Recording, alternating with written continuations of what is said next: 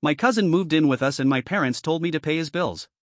When my parents asked if my cousin Warren could move in, I already felt a knot tightening in my chest. They didn't even bother dressing it up, they just said he needed a fresh start, and they expected me to understand. I understood all right. Warren had never been able to keep a job, and he wasn't about to start now. At first, they made it sound harmless, just a few months until he gets on his feet, my mom promised, her voice filled with false cheer. My dad added, "You're doing well, Felicity. You can handle a little extra chaos." I wanted to say no. I wanted to explain that my one-bedroom apartment in Fairview wasn't just expensive, it was my sanctuary. But when you're raised on guilt and loyalty, saying no feels like betrayal. I should have seen it coming. Warren moved in on a rainy Saturday, dragging 2 garbage bags of clothes and a battered guitar. He immediately made himself at home, sprawling on the couch, flipping through my streaming accounts without asking. That first night, I convinced myself it was just the adjustment period. Everyone's a little messy the first day, right? But days turned into weeks, and Warren didn't change. He treated my home like a vacation rental. Empty pizza boxes stacked up on the counter. Cans of soda and crumpled chip bags littered the coffee table. I would come home from work to find him right where I left him, on the couch, in the same sweatpants, laughing at sitcoms. One evening, after finding my entire stock of groceries depleted, I finally confronted him. "Hey, Warren," I said carefully, trying to keep my voice neutral, "could you pitch in for food? Groceries are getting a little tight." He blinked at me like I had spoken a foreign language.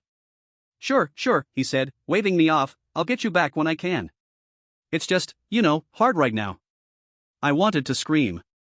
I worked full-time at a corporate insurance firm, a job that sapped my energy and left me barely enough for rent, utilities, and food. Yet here he was, lounging in my apartment, treating my contributions like they were part of some invisible inheritance. I thought about calling my parents, telling them it wasn't working. But every time I picked up the phone, I remembered the way my mother's voice trembled when she said, "He just needs someone to believe in him." And so, I stayed quiet. And every day, resentment gnawed a little deeper. The breaking point came one Friday evening. I trudged home from a brutal 10-hour shift, dreaming only of microwaving leftovers and curling up with a book. But when I opened the door, a cloud of cigarette smoke hit me. The living room was packed with Warren's friends, 6 or 7 of them, sprawled out, laughing loudly, drinks in hand. My rug was stained with something dark and sticky. My brand new coffee table had a deep scratch across the surface. And no one even acknowledged me as I stepped inside. Not even Warren. I went straight to my bedroom, locked the door, and sank onto the bed. I stared at the ceiling for a long time, my mind numb. It wasn't just about the money anymore.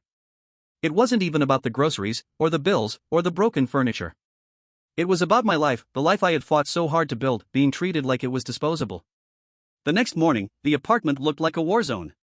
Empty bottles everywhere. Someone had broken my desk lamp. Someone else had left a trail of muddy footprints through the kitchen. Warren was passed out face down on the couch, one of his friends snoring on the floor beside him. I didn't bother cleaning. I didn't bother yelling. Instead, I sat down with a legal pad and started making a list. Find a new place. Pack belongings secretly. Transfer bills into my own name. Change my locks. I didn't know when or how I would pull it off, but one thing was clear. I couldn't stay. Not if I wanted to survive. Every day after that, I chipped away at my escape plan. It was slow, deliberate work, packing small boxes and stashing them in the trunk of my car, transferring accounts to my personal email, gathering my important documents when Warren wasn't paying attention. It almost felt like I was living a double life. Meanwhile, Warren's freeloading escalated. He started using my toiletries without asking, borrowing my headphones, helping himself to my work laptop to stream movies.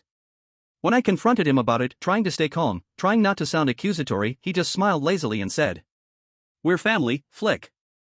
You're acting like I'm some random dude off the street." Family. That word had become a weapon.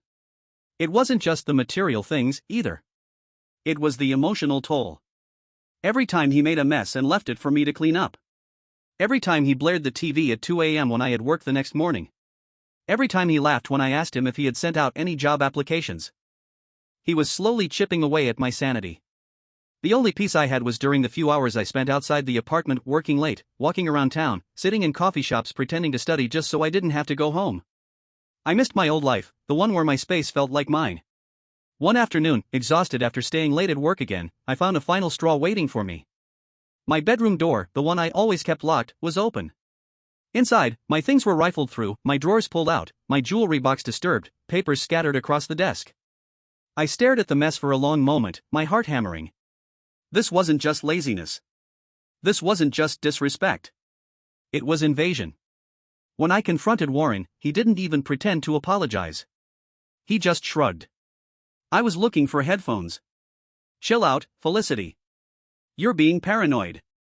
That night, I didn't sleep. I lay awake, my mind racing, feeling trapped in a place that used to be my home but now felt like enemy territory. I couldn't wait any longer. It was time to move fast. But moving out wouldn't be enough. I needed to make sure he couldn't spin the story and turn my family against me. You see, my parents, Miriam and Lowell, still thought Warren was some fragile, misunderstood artist who just needed time and love to flourish. They believed every excuse he fed them. And if I left without saying anything, I knew exactly what would happen. Warren would twist the story. He would paint me as selfish, dramatic, cold-hearted. I had to find a way to show them the truth. And fast. The next morning, after a restless night, I stopped by an electronics store on my way to work and bought a cheap but reliable motion-activated security camera. I set it up discreetly behind some books on the living room shelf, facing the common area. It was connected to my phone, ready to send me alerts whenever there was movement. It felt extreme, even sneaky. But I didn't care. I needed proof. The results came quicker than I expected. That very first evening, I caught Warren opening a letter addressed to me, a credit card offer. I watched, horrified, as he typed my personal information into his battered laptop, glancing around guiltily even though he thought he was alone. I saved the footage immediately, backing it up in multiple places. Over the next few days, the camera recorded more. Warren inviting friends over when I wasn't home. Warren helping himself to my pantry, my electronics, my private documents. Warren making snide comments about how easy it would be to live off unemployment if you knew the right tricks. Each clip felt like a blow, but also a small victory.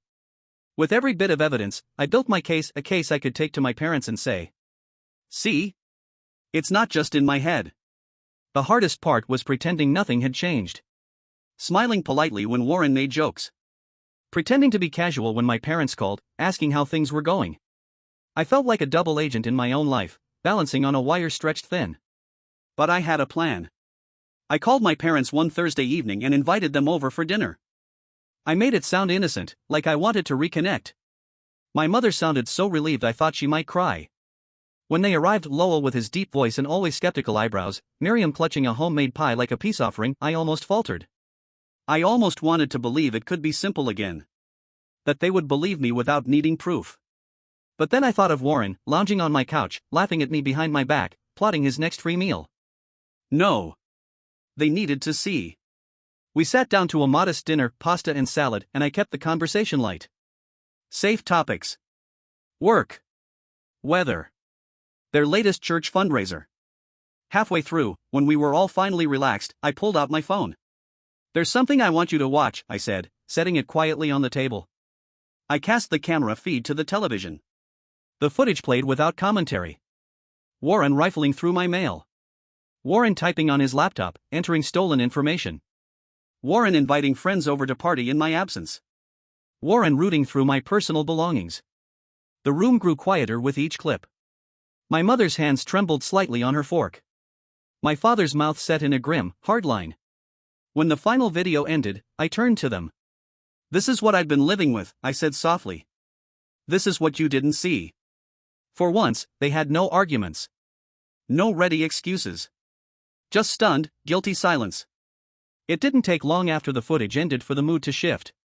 My dad, always the slower to react, stood up abruptly and paced the room. Miriam sat there frozen, her hands still gripping her fork as if letting go would make everything unravel faster. I said nothing.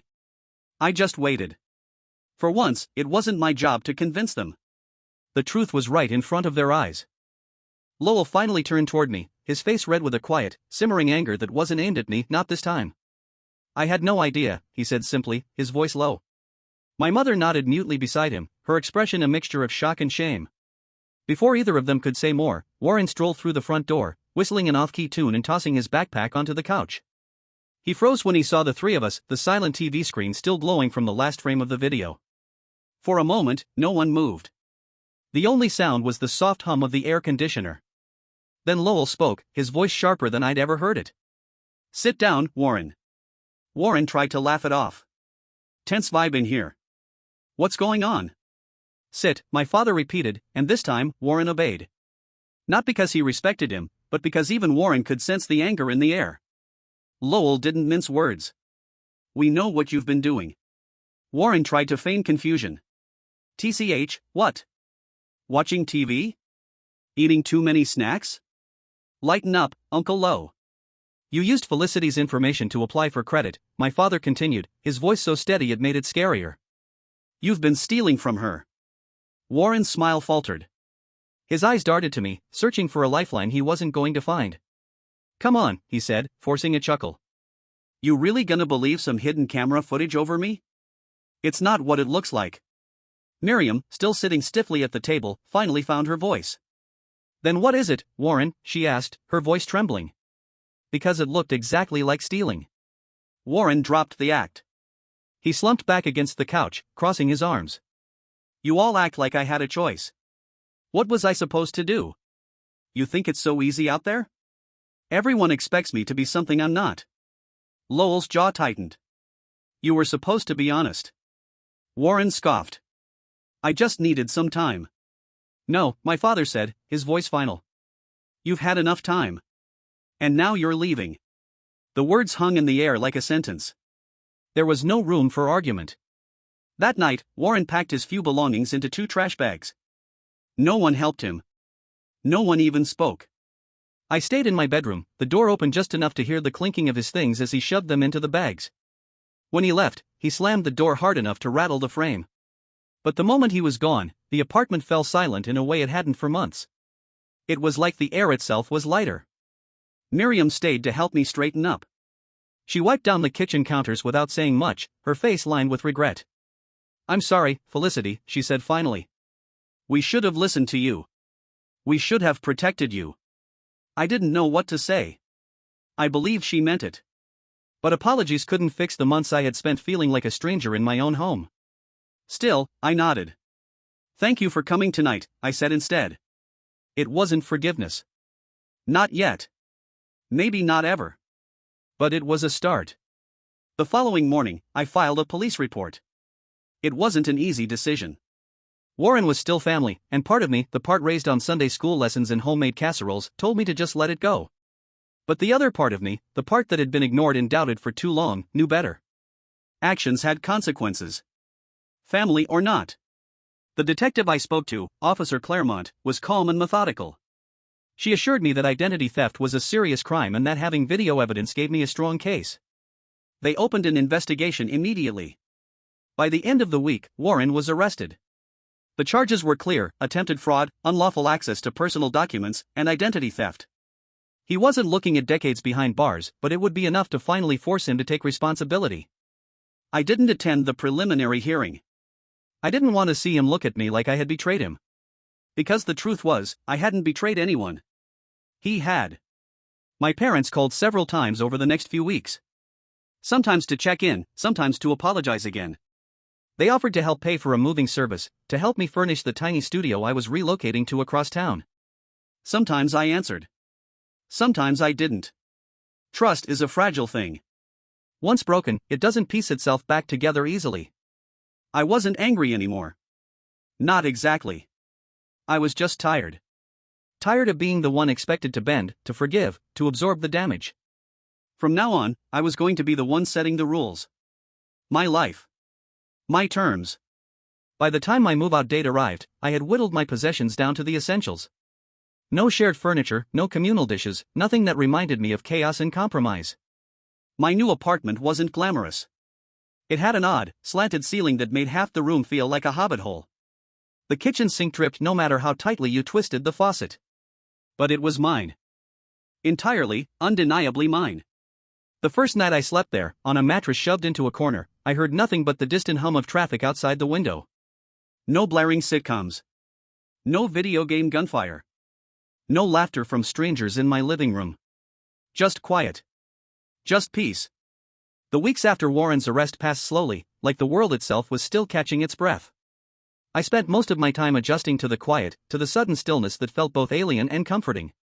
At first, it was strange waking up without the noise, the tension, the subtle dread. I would catch myself listening for the sound of a television left blaring, or the heavy footsteps of someone rifling through my kitchen. But all I heard was the gentle buzz of life outside my window, a neighbor starting their car, a distant dog barking, the hum of city life I had once taken for granted. Freedom, it turned out, sounded like nothing at all. My parents, Miriam and Lowell, continued reaching out. There were calls, texts, even a few handwritten letters, my mom's way of showing sincerity when words failed. I answered when I felt like it. I ignored them when I needed to.